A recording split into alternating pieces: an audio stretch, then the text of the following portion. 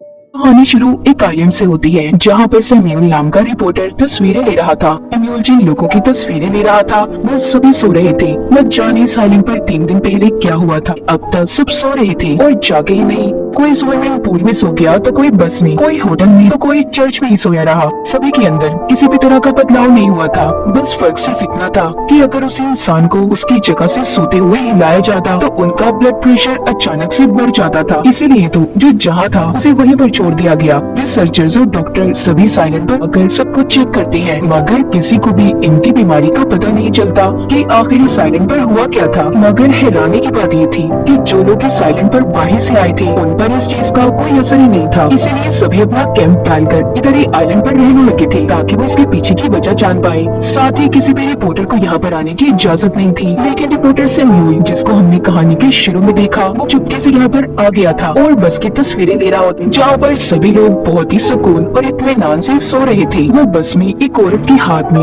Gold fish, golden मछली को पकड़ते हुए देखता है जो हिल जुल रही थी। इसीलिए सैम्यूल उसे अपने साथ ले लेता है ताकि वो उस मछली से बात कर सके और उसे अकेलापन भी महसूस न हो। इस आइलैंड पर परिंदे और जानवरों को कुछ भी नहीं हुआ था। अब तस्वीरें लेने के सैम्यूल एक घर में जाता है जहाँ पर बिस्तर में एक लड़की सो रही थी जिसका नाम स्टेला था। सैम्यूल उसको पहले बहुत ही गौर से देखता है और फिर वहाँ से चला जाता है और जाकर दूसरे कमरे में सो गया था। जिस दौरान वो देखता है कि स्टेला के घर के बाहर 2 रिसर्चर्स खड़े थे। सैम्यूल उनको छुप कर देख रहा था। असल में जैसा कि हमें पता है इधर किसी भी रिपोर्टर को आना मना था। अगर सैम्यूल के बारे में उन्हें पता चल जाता तो सैम्यूल को सजा भी हो सकती थी। अब उनके जाने के बाद सैम्यूल चुपचाप दूसरे कमरे में जाकर सो जाता है। तभी सोते हुए वो एक सपना देखता है। उसे अपने सपने में वही लड़की स्टेला नजर आती है जिसके घर में वो सो रहा था। स्टेला एक मॉल में कुछ चीजें खरीद रही थी। वो जब उसको उसके नाम से पुकारता है तो स्टेला हैरानी से उसकी तरफ देखती है और पूछती है कि तुम्हें कैसे पता। तभी उसकी नींद खुल जाती है। वो देखता है सुबह हो गई थी। रेडियो सुनता है और सो रही स्टेला से बातें भी कर रहा था।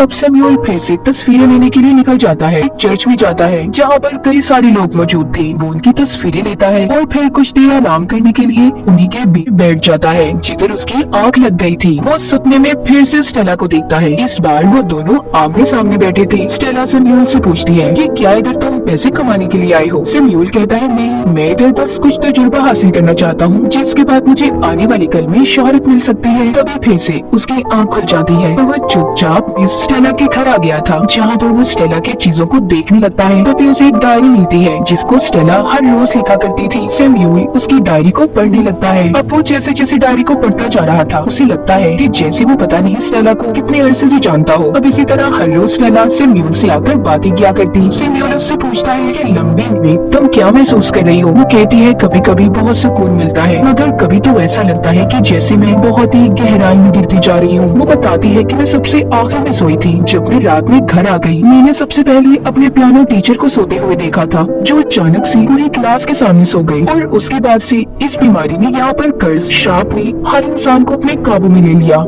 अब फिर से वो अगले दिन बाहर जाता है। वो एक जगह पर खड़ी कार को देखता है जिसमें बहुत सारे गुब्बारे पड़े थे। जब वो अपनी तस्वीरें ले रहा था तो देखता है उधर सामने वाली बिल्डिंग में 2 रिसर्चर्स खड़ी हैं। वो इससे पहले सैम्यूल को देख वो चुप जाता है और वापस से घर आ गया था। उसे एहसास हो गया था कि अगर वो इधर ही रुका रहा तो वो कोई बड़ी मुसीबत में फंस सकता है। इसलिए अब वो अपना सामान पैक करता है और यहाँ से जाने लगता है। अब जब वो वापस जाने के लिए समंदर के किनारे पहुँचता है तो काफी देर के लिए उधर ही खड़ा सोचता रहता है कि वो जाए या ना जाए। दरअसल उसका दिल स्टेला को छोड़कर जाने का नहीं रहा था। वो कहीं ना कहीं स्टेला को पसंद करने लगा था। इसलिए वो वापस जाने का फैसला करता है।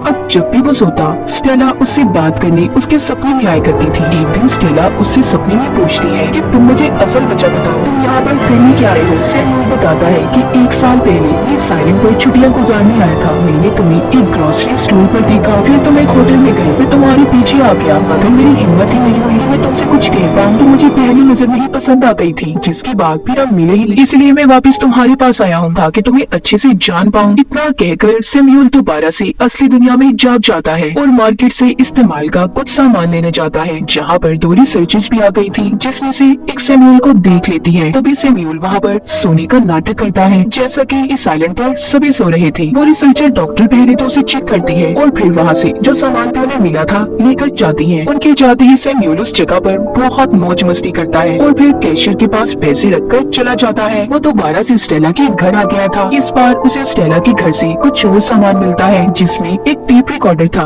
उसमें स्टेला ने अपनी सभी पसंद और नापसंद चीजों के बारे में बताया हुआ था। अब सैमुअल उस कैसेट को लगाकर टेप में सुनता है। उसे पता चलता है स्टेला को बहुत ही अजीब चीजें पसंद है, जैसे कि बिना सर की बार्बी डॉल, पानी में चलती हुई कश्ती और टाइपराइटर की आवाज उसे काफी पसंद है। इसीलिए सब चीजों को लाकर वो रख देता है ताकि स्टेला जब भी उठे और इन सब चीजों को देखे तो बहुत खुश हो। इसी बीच स्टेला ने ये भी बताया था कि उसे बीच समंदर के किनारे लंबी ड्राइव पर जाने का बहुत शौक है। ये बातें सुनने के बाद सिल फिर से अपने सपनों की दुनिया में चला जाता है, जहाँ पर वो देखता है स्टेला उसके साथ ड्राइव पर जाने के लिए तैयार है। स्टेला उसे एक सोते हुए आदमी की गाड़ी ले जाने का बोलती है, जिस पर सैमुअल कहता है देखो यार, हम चोरी नहीं कर सकते। वो कहती है हम चोरी नहीं कर रहे, बल्कि हम तो बस कुछ देर के लिए गाड़ी उधार मांग रहे हैं। अब स्टेला उस आदमी के घर जाती है और गाड़ी की चाबी ले आती। वो दोनों लंबी सैर पर निकल गए थे। तभी कुछ देर के बाद वो अपने सपने से बाहर आ जाता है, जहाँ पर वो देखता है कि स्टेला के घर कुछ डॉक्टर्स उसे देखने आए हैं। दरअसल ये डॉक्टर्स इसी तरह हर हफ्ते ऐसे ही घूमकर सबका चेकअप किया करते थे, जिन्हें देखकर सैमुअल अलमारी में छुप जाता है।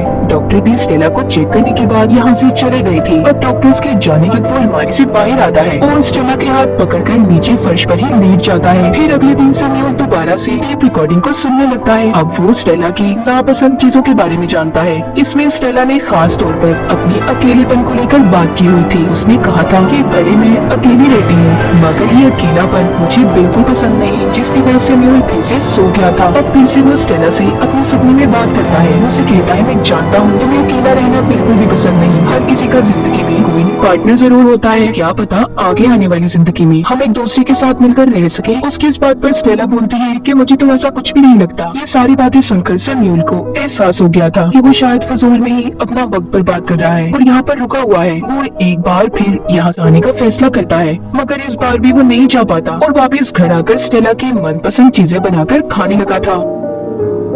एक बार उसे फिर से अपना सपना आता है। सपने में स्टेला उसे कहती है कि तुम यहाँ से चले जाओ। जिस स्टेला को तुम डायरी की वजह से जानते हो, वो स्टेला असल जिंदगी में बहुत अलग है। सैमुअल भी अब सोचने लगा था कि शायद स्टेला सच कह रही है। जिस लड़के से मैंने आज तक बात नहीं की, उसे मुझसे प्यार कैसे हो सकता है? मगर ये सिर्फ स्टेला ने उसे अपने सपने में कहा था। असल बात स्टेला दिल में क्या थी ये तो खुद वो भी नहीं जानता था। अब जब तीसरी बार सैमुअल यहाँ से जाने लगता है तो न जाने उसे क्या हो गया था। उसे रास्ते में बहुत तेज प्यास लगती है। उसकी प्यास बुझने का नाम ही नहीं ले रही थी। वो जितना भी पानी पीता उसकी प्यास और बढ़ती जाती और इसी के साथ साथ उसे बहुत ज्यादा नींद भी आ रही थी। उसे ये बात तो पता चल जाती है कि उसके ऊपर भी अभी साइलेंट की ओवा का असर होने लगा था। अब वो गिरते पड़ते किसी तरह भी स्टेला के घर पहुंच जाता है और स्टेला के हाथ पर अपना हाथ रखकर सो गया था। मगर अगली सुबह वो जाग जाता है। मगर सैमुअल इस बात को समझ गया था। वो भी यहाँ के लोगों की तरह जल्दी नींद में जाने वाला है, इसीलिए वो टाइप करके बहुत सारे नोट्स लिखता है और बाकियों की नींद में चला जाता है। जिसके कुछ दिन बाद हम देखते हैं स्टेला के जिस्म में भी हरकत होने लगी थी। वो नींद से जाग चुकी थी, मगर उसके जिस्म में अब जरा सी भी ताकत नहीं थी, क्योंकि वो पूरे 3 हफ्तों की नींद के बाद जागी थी। वो हिम्मत करके उठती है और किसी तरह से नल तक पहुंचकर पानी पीने जाती है। तभी उसकी नजर एक दूसरे टूट पर पड़ती है। उसे लगता है कि शायद उसके अलावा कोई और भी उसके घर में रह रहा है। इस बात पर उसे बहुत ज्यादा गुस्सा आ रहा था, क्योंकि उसे पता चल चुका था। सैमुअल ने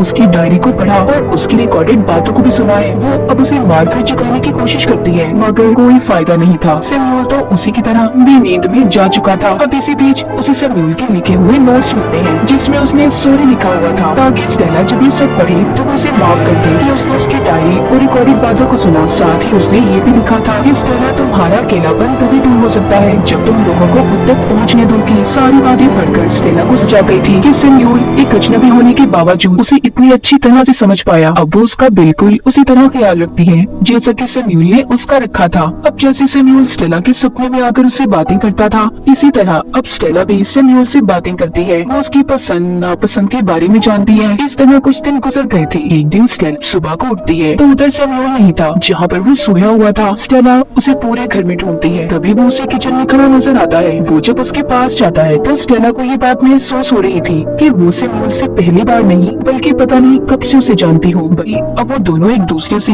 बहुत ही अच्छी तरह से बातें कर रहे थे। ऐसा लग रहा था कि वो एक दूसरे के बारे में बहुत कुछ जानते हो। हम उसी औरत को देखते हैं जिसके पास ही सैम्यूल ने मछली ली थी। अब वो औरत भी नींद से जाग गई थी। उसके पास एक नहीं बल्कि दो मछली थी जो काम जाहिर है सैम्यूल का ही था। उसने अपने हाथ में 2 मछलियां पकड़ी हुई थी। कहा जाता है ना कि अगर इंसान किसी चीज को दिल और लगन से चाहे तो वो उसे जरूर मिलती है। जैसे सैम्यूल को स्टेला और उस आइलैंड पर चाहे कुछ भी था, मगर इन दोनों के लिए तो ये एक खूबसूरत हादसा था। और इसी के साथ इस फिल्म की कहानी भी यहीं पर खत्म हो जाती है।